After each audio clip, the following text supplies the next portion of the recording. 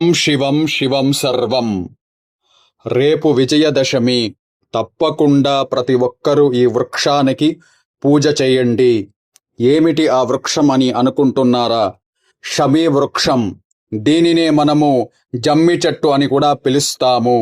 మహాభారతంలో పాండవులు తమ ఆయుధాలను జమ్మి చెట్టుపై దాచి వాటిని తీసుకుని విజయం సాధించారు. అందుకే విజయదశమి రోజున షమీ వృక్షాన్ని పూజిస్తాము.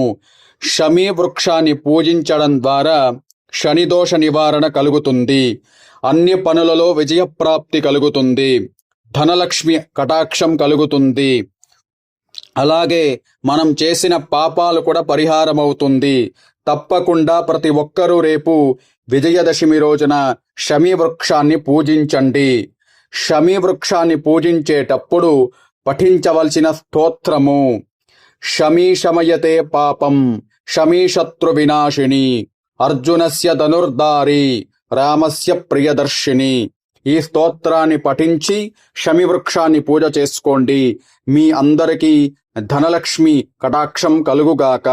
సర్వం శివం శివం సర్వం.